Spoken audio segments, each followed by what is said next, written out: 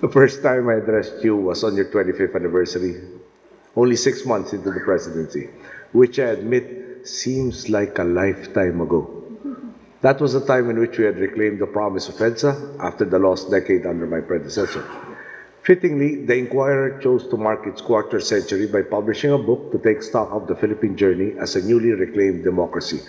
A chapter in our history they chose to identify by beginning with my father and ending with myself. Today, with approximately 204 days remaining in my term, and of course, you know I don't keep count, we come full circle in celebrating the 30th anniversary of the Inquirer and in looking forward to the 30th anniversary of People Power the next year. As you know, it would be impossible for us to take stock of one without involving the other, because the Philippine Daily Inquirer traces its roots to the era of people power. After he declared martial law, the dictator closed down the independent media, giving him absolute control over anything published or broadcast from the time of martial law up to the 1978 interim Batasan elections up to my father's assassination. Just as when the Filipino people shocked the dictator and conducted a noise barrage in 78 to support my father in his campaign from jail, so too did members of the media begin to reclaim their independence. Brave men and women once again took up their pens, giving rise to the phenomenon of the mosquito press. From this starts your own lineage, beginning with the Mr. and Miss Special Edition, which covered my father's assassination, and the Grava Fact-Finding Commission investigation. These were avidly collected by a public hungry to know the facts. The Philippine Inquirer continued its work, daring to ask tough questions about the whitewash Marcos tried to perpetuate. Then in time for the 1986 snap elections came the Philippine Daily Inquirer. Whenever I look back on those years before we reclaimed our country, I cannot help but compare it to the way we can so easily access news today. Through smartphones and tablets we carry around, or the broadsheets that can be bought on any street corner, it is a striking difference. Because then, the local press was muscled. Those who pushed the boundaries did so through the mosquito press, producing true news which to us was like water in the desert. Together with banned articles from foreign publications, these were reproduced in photocopies, passed on to others, and read in secret. Especially at the start, people were scared of being caught in possession of these banned articles, fearing that it could merit time in jail as a subversive act. We all know that during martial law, you could be arrested and held indefinitely, and if you were charged, you would be charged in front of a military tribunal, which the dictator likewise controlled. If it was bad for the readers, just imagine how it was for those who wrote for and produced the mosquito press. Imagine the principal of Mrs. Ege Apostol, Lete Jimenez Magsano, and all the other true journalists during that period. Given the fact that there was hardly any mention, if at all, of my father's burial in the dictatorship-run media, imagine the fearlessness it took to publish pictures and accounts of my father's assassination and burial, including the multitudes of people who paid their last respects to him. I cannot tell you how much that meant to our family. Dad always believed that he did not stand alone, and you proved that through your brave coverage. Many Filipinos who believed the same learned through your publications that they too were not alone in the desire to stand up to the dictator. It is no exaggeration, I believe, to say that you informed millions of our countrymen whose unity made the peaceful revolution of EDSA possible. Thus, I have never been surprised that the Inquirer has become the paper of record in the post-EDSA years. Its relationship with government has likewise evolved as well, though still remains deeply rooted in its people power origins. One of your columnists, Professor Randy David, described the modern-day relationship between mass media and government very succinctly in his column, entitled President Aquino and the Mass Media. He said, and I quote, "The relationship between the government and media in modern society is almost always one of mutual irritation." Close quote. Before anyone assumes it, let me clarify. If I were truly irritated, then I would probably not be here tonight. At the same time, all of you know that I have never been shy in asking certain things of media, specifically to tell the complete story, with the good and the bad. I did this once again during the recent Folk Cup Forum, but unfortunately, the whole story of the gathering was not told. Again, in the same column, Professor David explains my point clearly when he says, and again I quote, "Interestingly enough, the media ignored his main speech and focused instead on his answers to questions in the open forum. If I had not gone to the government's official website to check out the text of the president's speech, I would not have guessed its topic from the news report." Close quote. Mr. David also pointed out that my comments regarding media are not new, and I agree.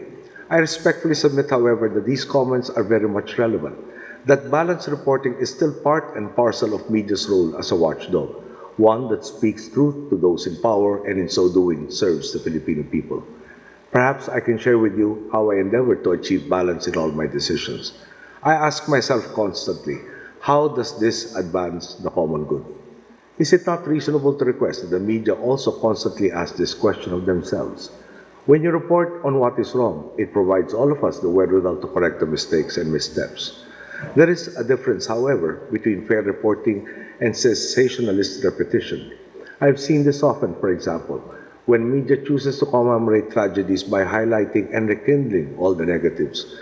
During such times, I have to confess, I'm hard-pressed to find any mention of corrective or remedial actions taken, whether by government or by hardworking private sector partners. Does this not reinforce hopelessness?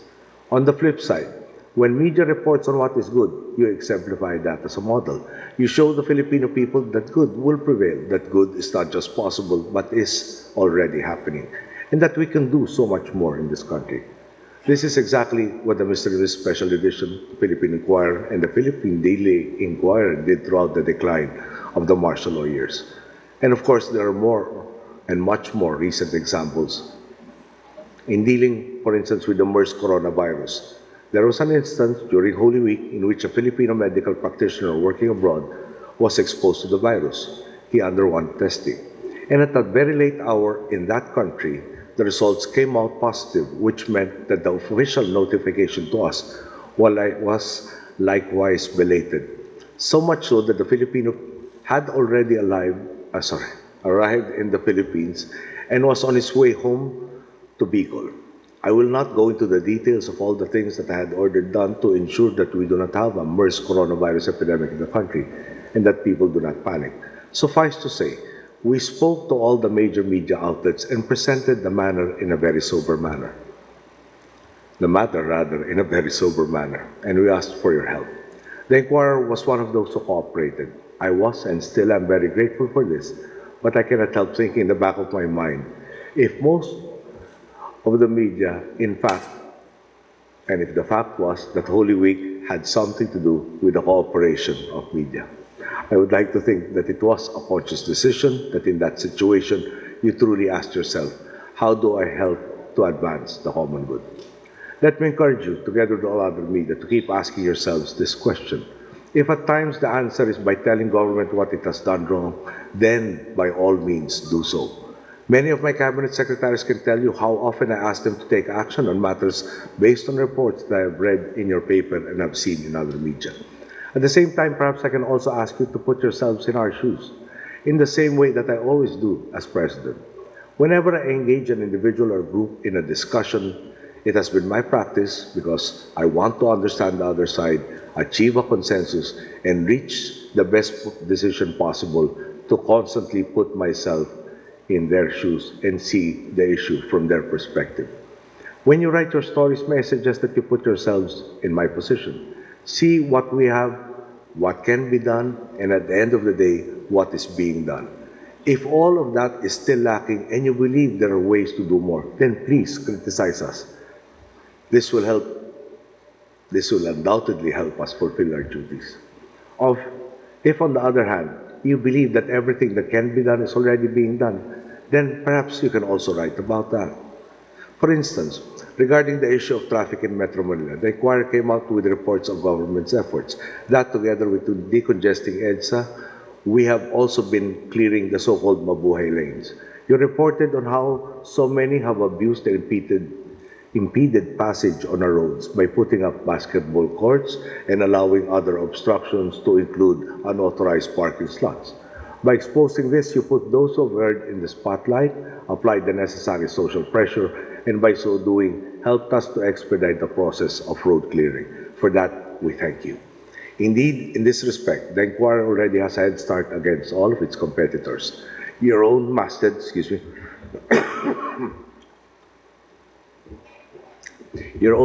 proclaims balanced news, fearless views. That has been proven to me countless times in dialogues with your editors and reporters. These meetings always leave me with the certainty that I will at least get a fair hearing, that you are interested in listening to and reporting to the Filipino people what I and our government have to say. I also see this when I read the Inquirer, the effort to balance good and bad news. There are some days in which you write good things about me, some days you don't. That is only fair. And I am grateful that there are still good days. The op-ed page of another broadsheet is a different matter altogether. I would probably faint from shock if I got even the tiniest bit of praise from any of their columnists in the course of the year. That the Inquirer continues to prioritize fairness is especially important. In light of the technological advances that we are making every day, you were born as a broadsheet. Now, like the rest of us, you have to transition into the age of social media with all its challenges and opportunities. In our most recent meeting a few months ago, I saw for myself how the Inquirer is handling this transition. Apart from taking questions posted on Twitter, I found the hashtag game quite interesting. You might remember that when I asked to match a hashtag to Inquirer, I chose "It's complicated."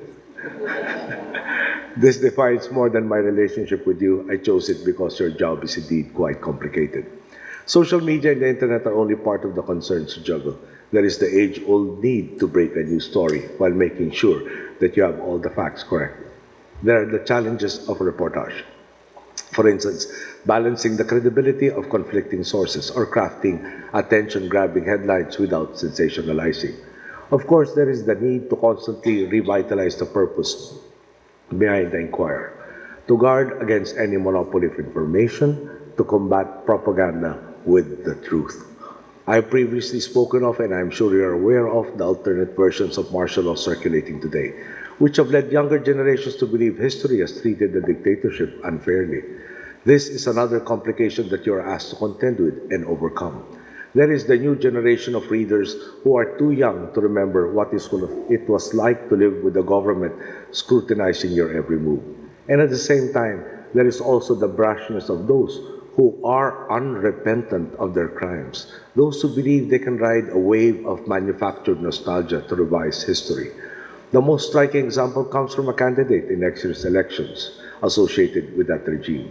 He said something along the lines of, "I am ready to say sorry if only I knew what I should be sorry for." With your pages and very history as a record of the dangers of dictatorial rule, the Inquirer is best equipped to overcome this, and that is exactly what you did. In publishing stories on the abuses of the martial law period, detailing exactly what the candidate has to be sorry for.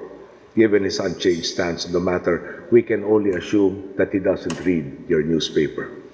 Indeed, the context and depth you have provided in your reportage can enlighten younger generations to the full significance of what we said back in 1986, which was never again.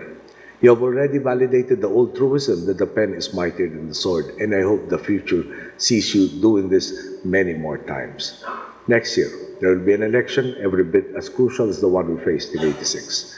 Back then, we were asked if we as a people would be able to reclaim democracy by the ways of democracy.